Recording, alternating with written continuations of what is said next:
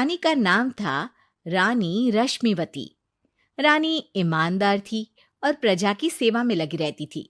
एक दिन उसके दरबार में 3 नौजवान आए, रमेश, सुरेश और दिनेश। कहो, क्या सहायता कर सकती हूँ मैं तुम्हारी? हम आपके दरबार में काम करना चाहते हैं ताकि जनता की सेवा कर सके। लेकिन अभी तो तुम्हारी उम्र बहुत छोटी है।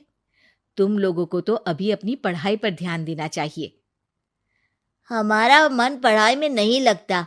माता पिता को लगता है कि हम किसी के लायक नहीं है और हम साबित करना चाहते हैं कि हम लायक हैं।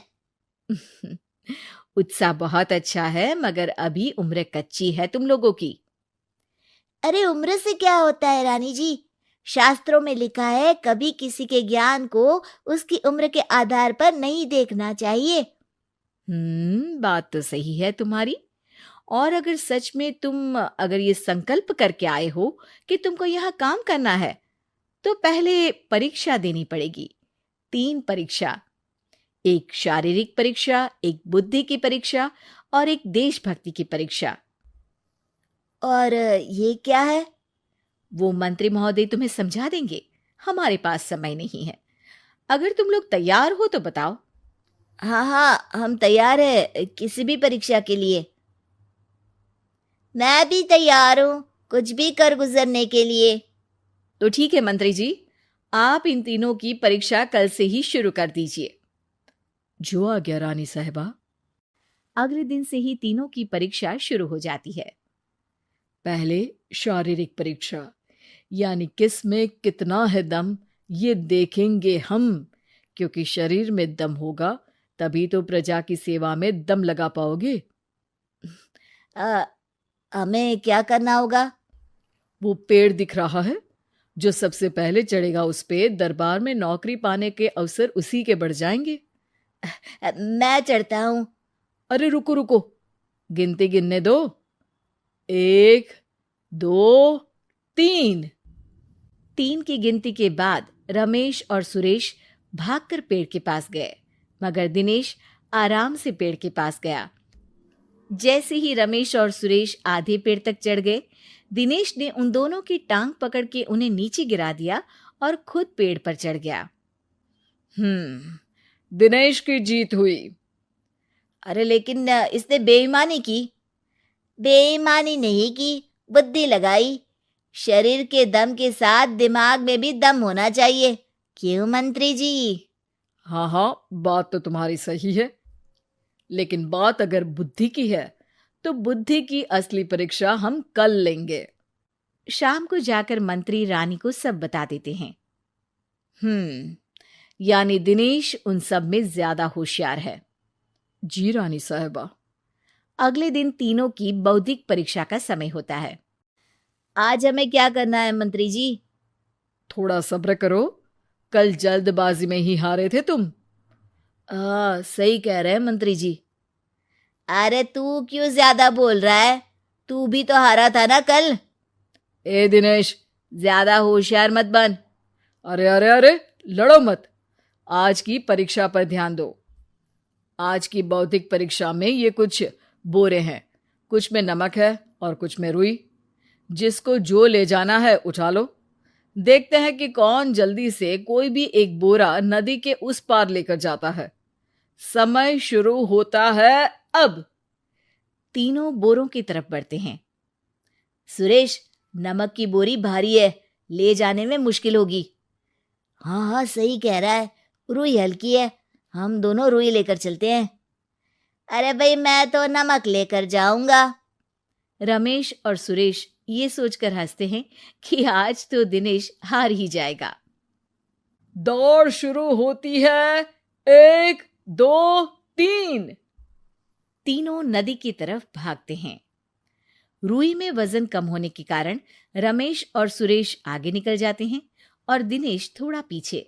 पर जैसे ही वो सब नदी में जाते हैं, दिनेश की बोरी का नमक गलने लगता है और वजन कम हो जाता है, जबकि रमेश और सुरेश की रुई में पानी भर जाता है और बोरी का वजन बढ़ जाता है। अरे ये इतनी भारी क्यों हो गई रमेश? अरे मुझे क्या पता, शायद जादुई बोरी है। अरे लगता है कि हम बेवकूफ बन गए। बने नहीं हो, तुम हो ही बेवकूफ। इतना तो पता होना चाहिए कि पानी में नमक गल जाएगा। दिनेश का पूरा नमक गल जाता है और बोरी खाली हो जाती है। वो जल्दी से रेस पूरी कर लेता है। इस परीक्षा के विजेता भी दिनेश ही हैं। उसने दिमाग लगाकर दिखा दिया कि वो बौद्धिक परीक्षा में भी रमेश और सुरेश से आगे है। अब कल तुम्हारी देशभक्ति की परीक्षा होगी, जो स्वयं रानी माँ लेंगी।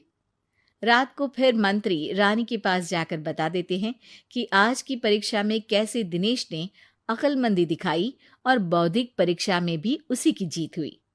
अरे वाह, दिनेश तो हमारे बहुत काम आ सकता है। हम उत्साहित हैं कल की परीक्षा के लिए। वो तो ठीक है रानी साहिबा, लेकिन हमने सुना है कि पड़ोसी राज्य का राजा आकाशदीप हमारे राज्य की सीमा में घुसपैठ कर रहा है। ये तो चिंता की बात है। हमें जल्द ही कुछ करना चाहिए। अगले दिन रमेश, सुरेश और दिनेश अपनी आखिरी देशभक्ति की परीक्षा के लिए दरबार में आते हैं। प्रणाम रानी साहिबा। नमस्कार रानी जी। प्रणाम रानी माँ। हमने तुम्हारी परीक्षा पर गौर किया। दिनेश आगे हैं। हम तुम तीनों में से किसी दो को ही दरबार में काम दे सकते हैं। किसी एक को आज जाना होगा। तो देशभक्ति की परीक्षा के लिए तैयार हो? पूरी तरह से। मैं तीनों से एक ही सवाल करूंगी। जिसका जवाब सबसे सही लगेगा उसे तो नौकरी मिल ही जाएगी। फिर दूसरे सबसे सही जवाब देने वाले को भी काम मिलेगा। आप लोगों का समय शुरू होता है अब। ज्यादा सोचने का समय नहीं होगा। जो मन में पहली बात आए उसका जवाब दे। तो सवाल ये है कि तुम इस मिट्टी के लिए क्या कर सकते हो? मैं इस मिट्टी को साफ रखूंगा।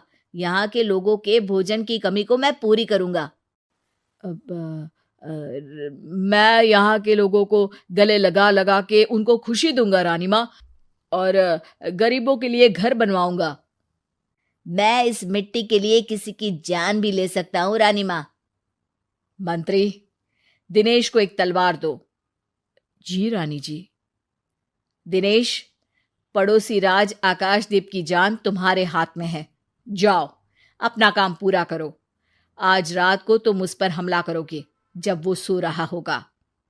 दिनेश वहां से चला जाता है। रानी माँ, ये आपने क्या किया? अभी किया नहीं है मंत्री जी। आप आकाशदीप को संदेशा भिजवाओ कि पड़ोसी देश का एक कातिल रात को उन पे हमला करेगा और दिनेश को पकड़वा दो।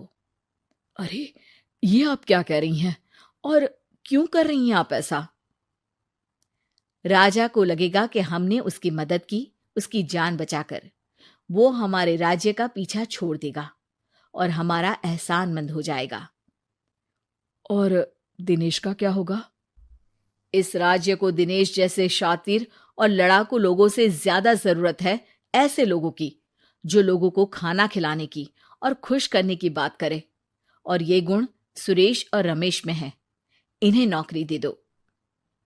दिनेश बहुत चतुराई से नौकरी हड़पना चाहता था, जिसके लिए उसने रमेश और सुरेश जैसे दोस्तों का भी नुकसान किया।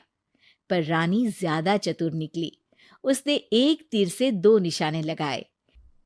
दिनेश जैसे खूंखार युवक को राज्य से बाहर करवा दिया और पड़ोसी राजा आकाशदीप को अपना एहसानमंद कर लिया। पूरा दरबार रानी की जय जयकार कर रहा था।